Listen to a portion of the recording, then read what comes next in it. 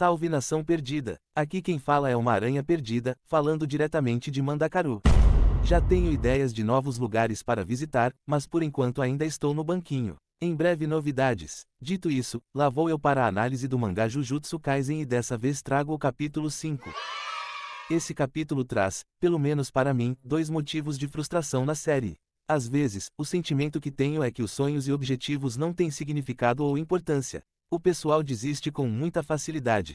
Além disso, outro ponto frustrante é a falta de criatividade. É como se todos os personagens estivessem presos numa linha de código que só permite a execução de um número X de ações e essas ações são pré-determinadas. O ano é 2018, os cara tinha Bleach e Naruto como inspiração e não conseguem fazer nada. Não tem um Leigan, não tem nada. Muito triste a vida desses adolescentes.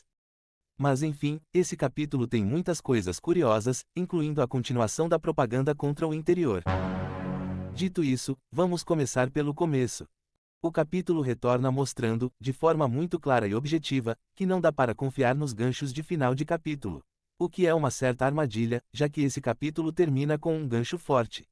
Um gancho bem forte, mas que também mostra uma falha da história. Mas vou com calma. Bem, o retorno traz a Nobara finalizando a maldição de uma forma muito fácil. Ela só faz a energia nos pregos se expandir e isso explode a cabeça do manequim. Uma cena que só é possível por ser um manequim. Dito isso, é muito curioso o fato do manequim só cair no chão e não evaporar. O que seria muito interessante se, de repente, o manequim só estivesse fingindo. E seria por isso que os espíritos de Tóquio são mais sinistros. Infelizmente, não é isso. Bem, depois de deitar o manequim, ela já se prepara para ir embora, até que ouve um barulho. Um lembrete sobre como a habilidade de sentir a presença é inútil. Inclusive, nem o Satoru percebeu a presença de uma criança no prédio. Assim, seria muito engraçado se o garoto tivesse sido jogado lá pelo próprio Satoru. Mas, obviamente, que não foi, e isso é uma pena. Mas bem, aqui começa o grande roteiro desse capítulo.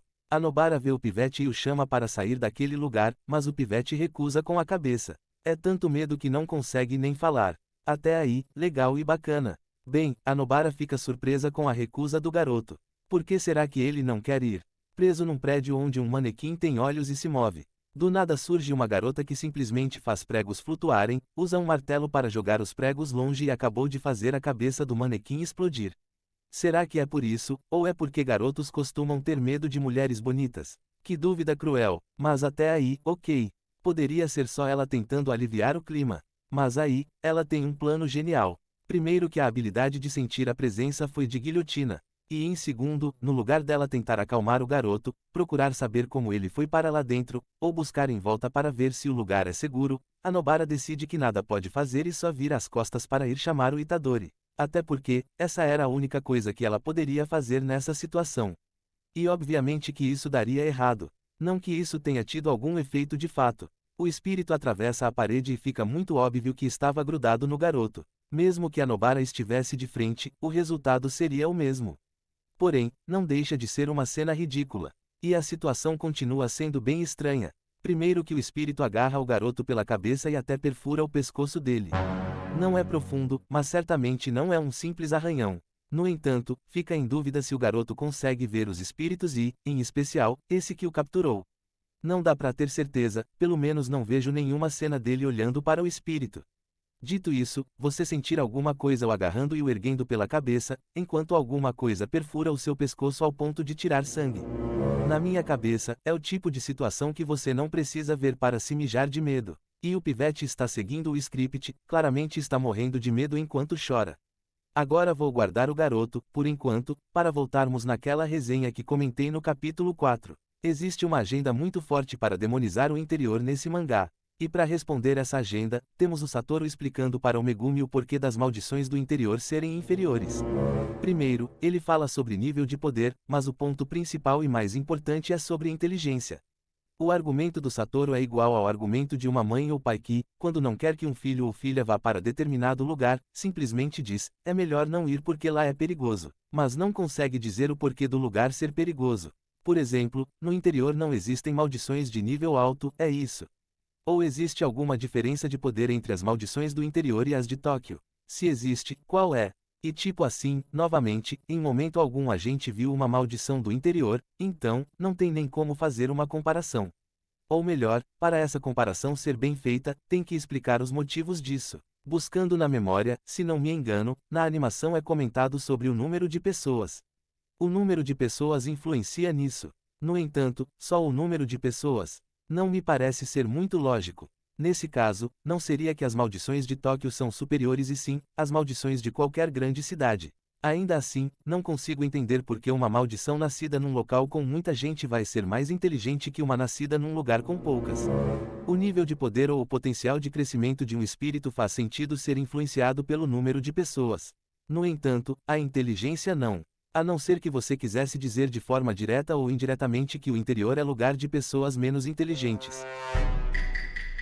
Fora isso, não existe uma explicação muito boa. E a coitada da Nobara está sendo usada de exemplo aqui. Ela acabou de chegar de Tóquio e recebeu conselho do Itadori sobre como espíritos são perigosos. Aí além de ignorar, quando finalmente teve que lidar com um espírito muito mais fraco, porque a autora faz questão de fazê-la afirmar que a maldição é um nível muito baixo. Só para a gente ter a Nobara tentando negociar com o espírito e se rendendo. Entendeu? Olha como a garota do interior é ingênua, ela tá negociando com um espírito. Além dessa propaganda muito clara, aqui a gente também tem uma das minhas frustrações dessa série, que, na verdade, são duas. Primeiro, não existe criatividade. Nesse mesmo capítulo, a Nobara vai fazer pregos flutuarem. Ou seja, ela é claramente capaz de manipular os pregos usando a sua energia amaldiçoada. Nesse caso, por que não usa isso para lançar ataques surpresas? Por que não jogou pregos nesse espírito? Beleza que, em Jujutsu Kaisen, todo poder relacionado a feitiços precisa respeitar certas condições. Então, por exemplo, o feitiço da Nobara precisa que o martelo acerte os pregos para poder ser ativado. Mas para enfrentar um espírito fraco, não precisa do feitiço, bastava manipular a sua energia amaldiçoada. Infelizmente, a garota acabou de chegar na cidade grande, então não sabe pensar. Então, primeiro ponto, falta de criatividade. Já o segundo ponto é que os sonhos não têm peso e nem valor. Ela acabou de chegar e já desistiu. Ou seja, os objetivos dela são tão sem valor que ela escolheu desistir sem nem lutar. E isso para mim é frustrante, principalmente porque o Itadori faz exatamente o que ela deveria ter feito, numa cena maluca e confusa. A virada do capítulo começa com o Itadori perfurando a parede, o que dá a entender que tem um outro cômodo logo atrás. Dito isso, ele erra porque o idiota é um novato e não consegue sentir onde o espírito está. Assim sendo, vamos ignorar a forma como ele descobriu que a Nobara precisava de ajuda e conseguiu se aproximar pelas costas do espírito sem chamar atenção, focando só na interferência dele, que mesmo errada, já era o suficiente para a Nobara resolver tudo, isso porque o espírito se distrai. Infelizmente, como ela decidiu jogar os pregos e o martelo no chão, ela só pode ficar olhando. E o espírito também não faz nada. Ele fica só observando, porque, até para ele, ver um ser humano atravessando uma parede é surpreendente. Mas foi graças a essa dormida do espírito que permitiu que o Itadori tivesse espaço para resgatar o garoto numa cena inexplicável. Como já comentei, nem sempre dá para entender o que acontece nas lutas. Bom, o espírito, sendo inteligente, entendeu que as coisas federam e decidiu fugir. É muito massa perceber que ele está atravessando a parede, sendo que tem um buraco do tamanho dele a poucos centímetros de distância. Isso porque ele é inteligente. Inclusive, nessa cena, faz parecer que essa parede dava na rua. Mas é a parede que o Itadori quebrou, ou seja, o espírito é ligeiro. Porém, infelizmente, para o espírito, as regras do jogo foram alteradas. A mão decepada, semelhante ao manequim, não sumiu. Graças a isso, a Nobara pode usar o seu feitiço do boneco de palha, ativando a ressonância. Aí sim, as regras voltaram a funcionar e o espírito evaporou depois de ter todo o corpo perfurado por pregos gigantes. O auge dessa cena é o Satoru aprovando a Nobara como se ela tivesse feito algo muito insano. Ela realmente é louca, viu como ela bateu num prego. E aquele boneco de palha? Nossa, tá aprovada e não é pouco. Ele diz isso e já pulamos para conhecermos as motivações da Nobara. Motivações que não vêm dela diretamente, mas sim, da forma como uma amiga foi tratada mal por ser, adivinha de onde, da cidade grande. No futuro, a história da Saori vai ser reformulada e até vão adicionar personagens que claramente não existiam. Personagens que a Nobara nunca mencionou em momento algum serão criados para aliviar um pouco as coisas. Até porque, a próxima frase dela é: "Eu odeio o interior e quero viver em Tóquio." Uma aspa muito forte e, pela descrição das motivações, não dá para saber o porquê dela odiar tanto o interior. Além dessa mensagem subliminar, nada subliminar, também temos uma breve discussão sobre o Itadori e sua força física. E breve não descreve o quão rápido foi. Claramente, ninguém entende o porquê do físico dele ser assim, mas ninguém, e muito menos ele, querem entender o porquê. Outro detalhe muito interessante é o garoto. Ninguém pergunta como o garoto chegou nesse prédio. O garoto claramente já superou todos os sustos que levou, os pregos flutuando, ser agarrado pela cabeça, ter o pescoço ferido, o cara atravessando uma parede e qualquer coisa que foi dita ou vista depois disso. E assim, seria muito foda se, no futuro, esse pivete aparecesse como um inimigo ou aliado. Até porque, o garoto ou tá escondendo alguma coisa, ou a vida dele em casa consegue ser pior que tudo isso. Infelizmente, esse pivete é irrelevante. Se você troca o garoto por um cachorro, gato ou qualquer outro animal, o resultado seria o mesmo. Enfim, a bagunça no prédio termina com a Nobara, sendo a narradora e dizendo que finalmente chegou em Tóquio e espera reencontrar Saori para que as duas possam visitar a loja que a Saori tanto falava. Ou seja, a Saori parece ser alguém muito importante para Nobara, né?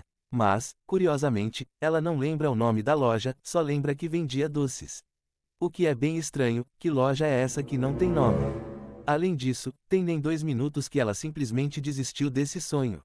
O Seiji, posso estar errado nessa leitura, mas acho que sair do interior já é o suficiente para ela. Por isso desistiu tão fácil. E outra, vamos ver quantas vezes ela vai tentar reencontrar essa Saori. Lembre-se que o ano é 2018, já tinha Instagram, Facebook, Twitter e obviamente, o YouTube. Formas de encontrar a Saori e a loja que ela tanto falava existiam, mas será que ela quer mesmo isso? Enfim, para não ficar martelando só a Nobara e essa agenda contra o interior, partimos para o final do capítulo, que fecha com um gancho macabro. Um gancho que é genial e idiota ao mesmo tempo. Genial porque ele vem e, ao lado dos poderes da Nobara, retira toda a atenção das incoerências e maluquices que aconteceram no capítulo. Ao mesmo tempo que é idiota. E por que é idiota? Nesse mundo, temos uma organização construída em cima de um problema que é a escassez de membros. Aí surge um problema, um espírito de nível superior aparece, sendo que acabamos de ver um espírito de nível baixo quase acabando com a Nobara. Beleza que tem todo o rolê sobre como o interior é ruim e a Nobara foi pega para servir de exemplo. Também existem correntes ocultas movendo alguns pauzinhos nos bastidores. Entretanto, mesmo assim, enviar 3 crianças que mal começaram a alfabetização na escola de Jujutsu para lidar com um espírito superior, com planos ocultos ou não, é só burrice. E digo mais, o Megumi será um ponto-chave nisso tudo. Como no capítulo 1, o que acontecer, só acontece porque ele permite. Mas enfim, o gancho do final do capítulo mostra o surgimento de um feto amaldiçoado em um reformatório. Por falta de mão de obra, Itadori e o seu trisal foram enviados até lá. E um dos 3 acabou indo conhecer os dinossauros. Um gancho forte, além de ser uma armadilha. Será que alguém vai morrer ou vai ser como o gancho do capítulo 4 e vamos ter um manequim? Aguardemos as cenas dos próximos episódios. E bom, é isso, mais um capítulo carregado de propaganda contra o interior disfarçado de piada. Além de mostrar que, às vezes, as coisas em Jujutsu não têm peso real. O pivete viveu o inexplicável e voltou para casa como se tivesse ido ao cinema. Sem falar no objetivo, tão importante que a Nobara desistiu na primeira oportunidade que teve. Enfim, é isso, não tenho muito mais o que acrescentar, então, Nação Perdida, ficou por aqui e nos achamos no próximo vídeo.